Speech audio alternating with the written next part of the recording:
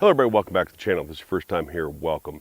Today we have something that's a little bit different for the channel. I've done lots of lights on this channel before, but never one quite like this. And if you are into visible lasers and visible lights, this one may be right up your alley. And that is of the NEXTORCH WL-60. This is a visible light and laser designator for rifles. It's got all the gizmos and gadgets you ever want on something like this. So let's get into it.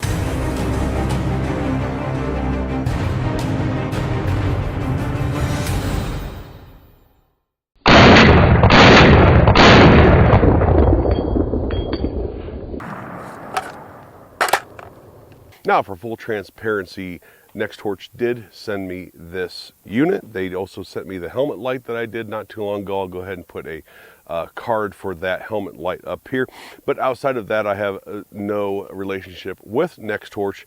I'm not an affiliate or anything like that. These are the only two products I've used or reviewed for them. So there you go. Additionally, if you'd like to help support the channel, you can do so by hitting that like, share, subscribe button, hit the notification bell. Remember to hit all notifications so you can get more videos from me. Don't forget that you can also become a member of the channel. It's very inexpensive. You get members only posts, things like that. And I absolutely appreciate everybody out there that supports the channel. So when it comes to visible lights, I have reviewed a number of visible lights in the past. However, when it comes to visible lasers, I can be quoted as saying many times that lasers are for raves and cat toys. However, I think this particular unit fits into a very specific niche of the gun world, of the tactical world. And we'll get into that here in a minute. But let's go over a couple of things about this spec-wise right away. So first, it is an all aluminum body housing. It has all the switches that you need on top of it, from constant on and off, momentary on and off, of all of the combinations of white light, laser only, and then a combination of both. It also has the tape switch on it that you can use with or without the unit itself. You can use two CR123A batteries or an 18650, rechargeable 18650. Now it's 700 lumens, which isn't very high for a rifle light, but we're talking about a whopping 25,600 candela, which is very good. That is a very good high candela light. So again, if you're not aware of candela versus lumens by this point, candela is the intensity and throw, lumens being the total output of light itself. 5 milliwatt laser, which is completely adjustable for windage and elevation. And I have not had the laser lose zero in using and shooting this. Now it's got a very cool little lockup system here, where this is a sort of a gear ratchet system. So as you turn this screw, this lever locks in, click, click, click, click, click, click, right? And really make sure that under recoil, under adverse conditions, that this screw doesn't come loose. Like, I can turn and turn, it doesn't matter. I can use a screwdriver, it doesn't matter, because there's actually teeth holding this together. So the tape switch itself has full-time or constant on laser, constant on white light, and if you click it once, it's highest setting, click it again, it's lowest setting, and then click it again, it's off. And then you have this little pad here that has momentary switches for laser, white light, and laser combo. Now, to finish off the specs, it does have a 320 meter beam distance and is IPX7 rated. So it has really everything you kind of want out of a laser and light combo. It has a very nice laser that is zeroable and, in my experience, holds zero. Nice candela, has the options of onboard switches or the tape switch. So where do I think this fits into the industry, and what are the likes and dislikes of it for me? So first, where I think this fits into the industry is night vision. Now, I understand that this is all visible stuff, so why am I talking about night vision? Night vision is an extremely expensive sector to enter into in this industry. You talking many thousands of dollars. You have your nods, you have your helmet, mounts, and then your onboard stuff, your IR light and laser designator and things like that. You can easily cross the threshold of $10,000 to do all of that.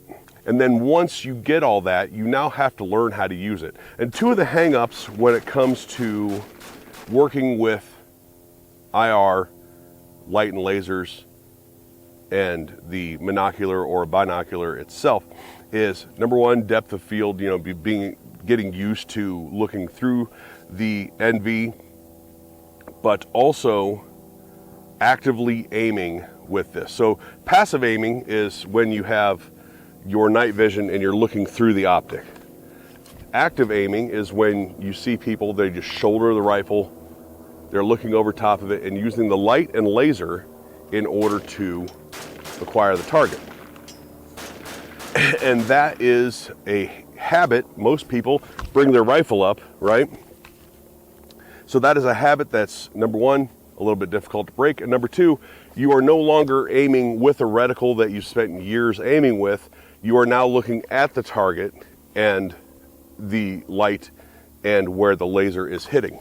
And I think this fits into sort of a trainer, so to speak. You can get into this for fairly inexpensive compared to all of the night vision stuff, and really get that muscle memory, get that training and practice down of being able to actively aim with this. So then when you switch to the very expensive night vision, you already have that down. You don't have to buy all that stuff and then learn how to use it and learn how to use it. And frustrating, you've spent all this money and all that, where something like this kind of gets you ahead of the game when it comes to that. Also, I think this is good for your CQB type practices when it comes to if you are not using night vision.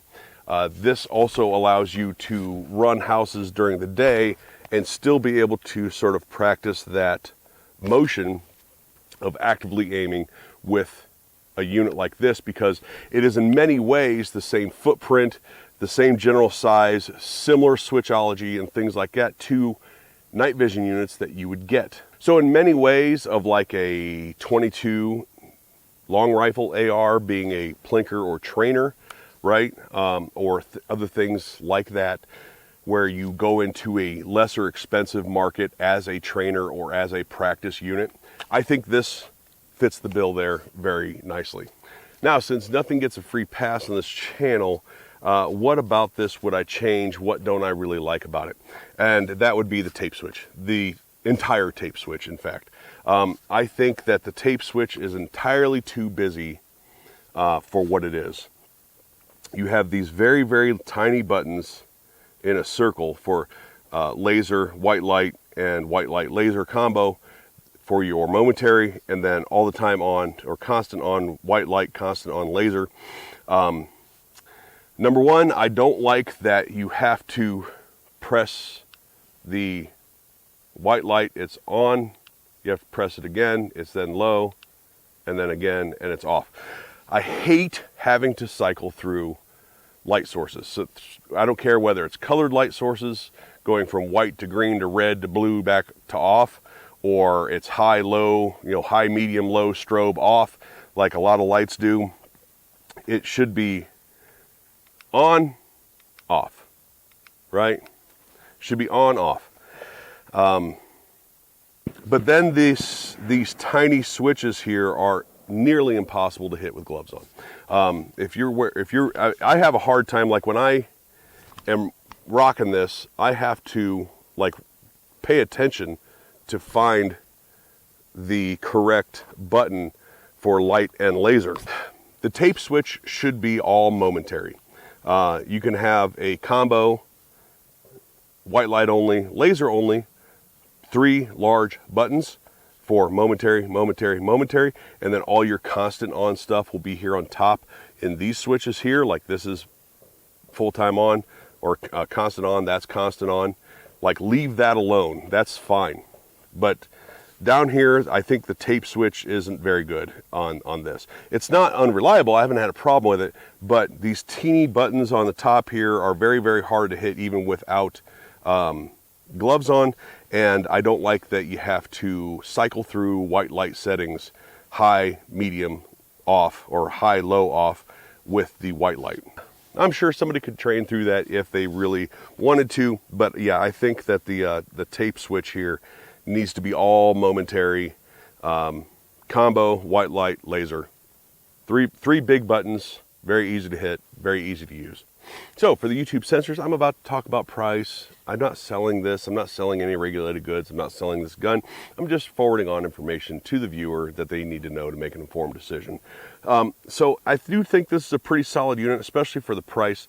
At right around 350 bucks, you're getting a high candela light with a bunch of options for it, as well as a laser that seemingly holds zero, which is sort of rare in this industry. But I do think this is a pretty solid unit, and I do think that it has a place in the industry as a trainer.